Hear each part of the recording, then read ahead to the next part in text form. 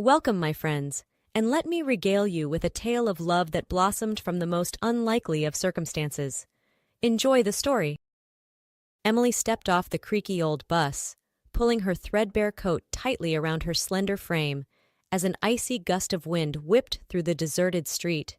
She hurried down the cracked sidewalk, her worn boots crunching on the thin layer of snow that blanketed the ground. As she turned the corner onto Maple Avenue, her small house came into view. It wasn't much to look at, a simple one-story structure with faded blue siding and a sagging front porch. But to Emily, it was home. It was the place where she had grown up, where her mother had raised her single-handedly after her father walked out on them when she was just a baby. Emily's heart ached as she thought of her mother, who had passed away just a year ago after a long battle with cancer. She had left Emily the house, along with a small sum of money that barely covered the funeral expenses. But Emily was grateful for what she had, and she worked hard at her job as a waitress to make ends meet. As she approached the front door, Emily noticed that the porch light was out. She sighed, making a mental note to replace the bulb in the morning. She unlocked the door and stepped inside, greeted by the familiar scent of lavender and vanilla, her mother's favorite candle scents. Emily kicked off her boots and hung up her coat, then made her way to the kitchen to fix herself a cup of tea. She glanced at the clock on the wall. It was nearly midnight. She had worked a double shift at the diner today, and her feet were aching from standing for so long. She settled onto the worn couch in the living room, cradling her steaming mug of chamomile tea in her hands. As she sipped the soothing liquid, her mind wandered to her friends from high school. Most of them were married now, with children of their own. They had moved on to bigger and better things, leaving Emily behind in this sleepy little town. But Emily didn't mind. She had always been a homebody, content with her simple life. She had her job, her little house, and her memories of her mother to keep her company. She didn't need anything else. As she finished her tea and set the mug down on the coffee table, Emily's eyes fell on a framed photo of her mother. She was smiling broadly, her eyes crinkled at the corners. Emily felt a lump form in her throat as she gazed at the picture. "I miss you, Mom," she whispered, reaching out to touch the cool glass of the frame.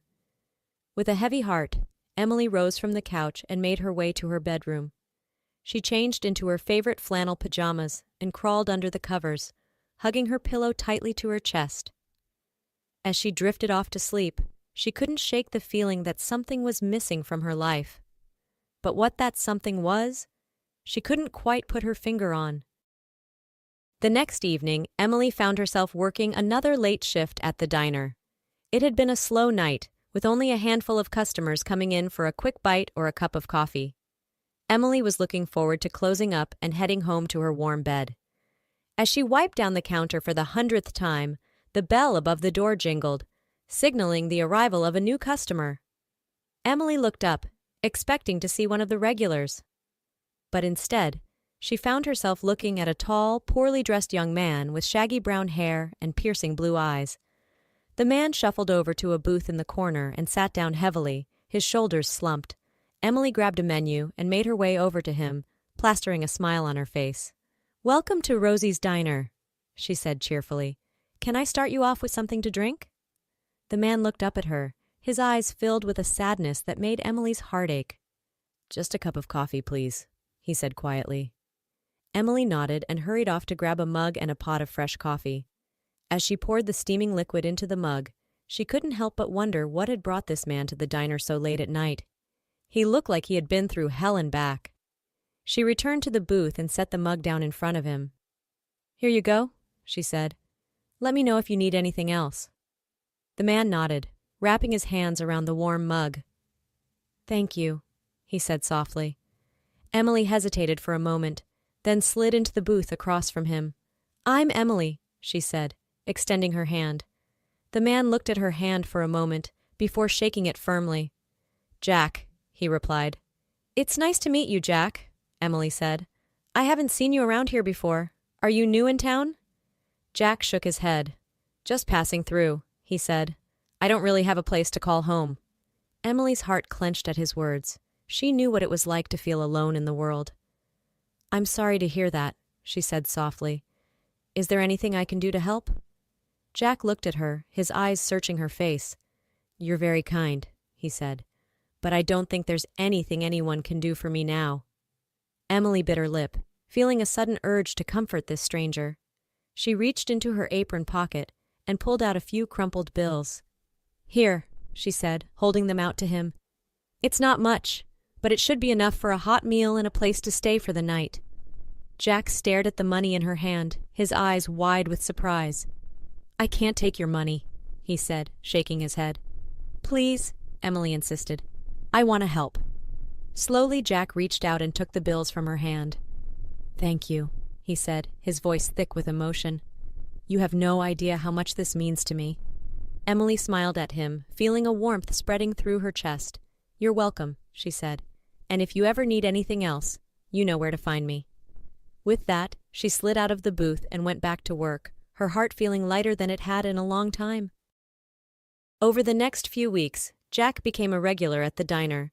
He would come in every evening, always sitting in the same booth in the corner. Emily looked forward to his visits, and she would often find herself lingering at his table, chatting with him about everything and nothing. She learned that Jack was originally from New York City, but he had fallen on hard times and had been living on the streets for the past year. He had come to this small town in search of work, but so far he hadn't had any luck. Emily's heart went out to him, and she found herself doing everything she could to help him. She would bring him extra food from the kitchen, and she even gave him some of her brother's old clothes that she had been meaning to donate. One evening, as they were chatting over a slice of apple pie, Emily noticed a small puppy wandering around outside the diner. She gasped and jumped up from the booth, rushing outside to scoop up the shivering animal. Poor thing, she cooed, cradling the puppy against her chest. You must be so cold and hungry. She brought the puppy back inside and set it down on the booth next to Jack. The puppy immediately curled up in his lap, its tail wagging happily. Looks like you've made a new friend, Emily said, smiling at the sight. Jack chuckled, scratching the puppy behind its ears. I guess so, he said. What should we call him? Emily thought for a moment. How about Midnight? She suggested. Because of his black fur. Jack nodded. Midnight it is, he said. From that moment on, Midnight became a constant companion to both Emily and Jack. They would take turns feeding him and playing with him, and they even took him on walks together in the park. As the weeks turned into months, Emily and Jack grew closer and closer. They would spend hours talking and laughing together, and Emily found herself looking forward to his visits more and more. She knew that her friends and coworkers thought it was strange that she was spending so much time with a homeless man. But she didn't care. She saw something special in Jack, something that went beyond his current circumstances. And as she looked into his eyes one evening, she realized that she was falling in love with him. It was a chilly autumn morning when Jack showed up at Emily's doorstep, a nervous smile on his face. Emily was surprised to see him so early in the day, but she invited him inside without hesitation. Is everything okay? She asked, noticing the way he was fidgeting with something in his pocket. Jack took a deep breath and pulled out a small, crudely fashioned ring made from a piece of aluminum foil. He got down on one knee in front of Emily, his eyes shining with love and hope. Emily, he said, his voice trembling slightly, I know I don't have much to offer you. I'm just a homeless man with nothing to my name. But I love you more than anything in this world, and I want to spend the rest of my life making you happy. Will you marry me? Emily's eyes filled with tears as she looked down at the man she had come to love so deeply. She knew that many people would think she was crazy for even considering his proposal, but in that moment, none of that mattered. Yes, she whispered, her voice choked with emotion. Yes, I will marry you, Jack. Jack's face split into a grin as he slipped the makeshift ring onto her finger. He stood up and pulled her into his arms, kissing her deeply. I love you so much, he murmured against her lips. I promise I will do everything in my power to give you the life you deserve. Emily hugged him tightly, her heart bursting with happiness. She knew that their life together wouldn't be easy, but she also knew that with Jack by her side, she could face anything.